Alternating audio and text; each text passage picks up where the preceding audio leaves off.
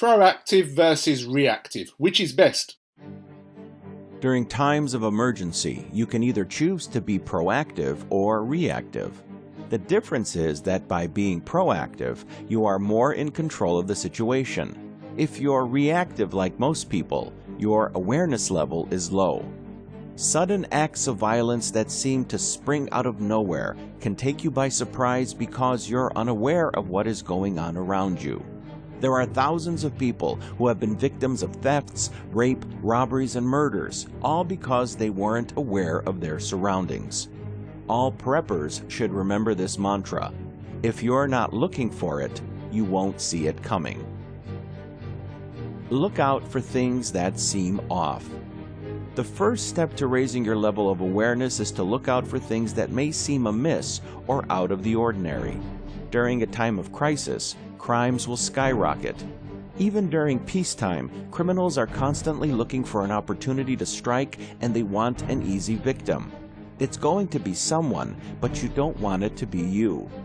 If you notice the same guy walking by the street outside your house several times, and you've never seen him before, do alert law enforcement.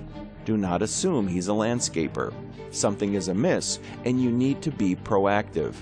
He could be casing your house with intentions to break in at night. It's better to err on the side of caution. Risk management. People by nature are not violent. Most of them abhor confrontation and physical fights because they do not want to hurt someone or get hurt in the process. However, there are some people who do enjoy causing pain. They may have anger issues or be mentally unsound.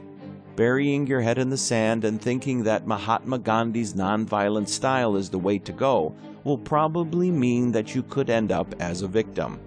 If you're on the road and someone cuts you off, getting into a physical altercation with them may be tempting, but it's not the way to go. Stay calm. If you're outside and a group of youths make fun of you, do not approach them to sort them out. Let it go and move on. First rule of survival is to get away from a dangerous situation. If you're in a bus late at night and someone who looks creepy gets on the bus, stay alert and be aware of what they're up to without making direct eye contact. Do not bury your head in a magazine or glue your eyes to your mobile phone. They could attack you in an instant and catch you unaware. It has happened before, and it will happen again. Walk confidently. Just making yourself look confident and like someone that is not to be messed with is enough to put off most criminals.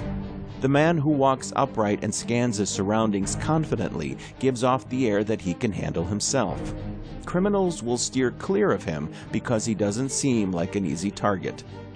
The man who shuffles meekly to his car while clutching a newspaper under his arm as he balances his cup of coffee while trying to use his phone pinched against his ear with his shoulder as he opens the car door has the words "mugging victim" written all over him.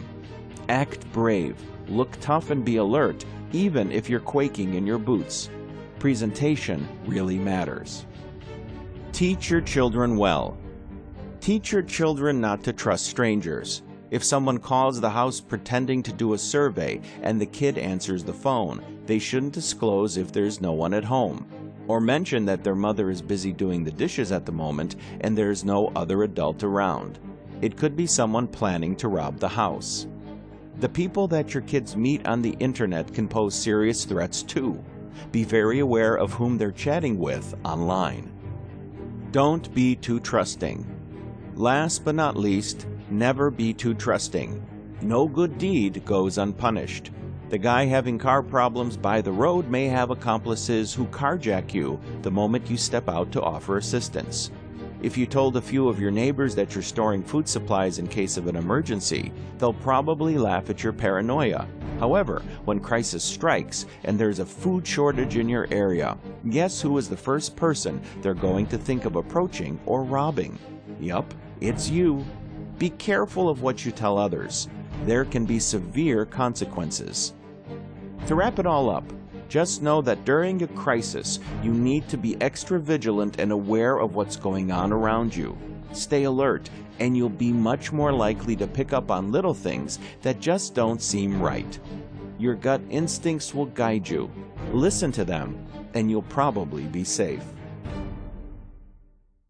Now, I don't know whether you're a reactive person or a proactive person, but when it comes to survival, it's important that you be proactive.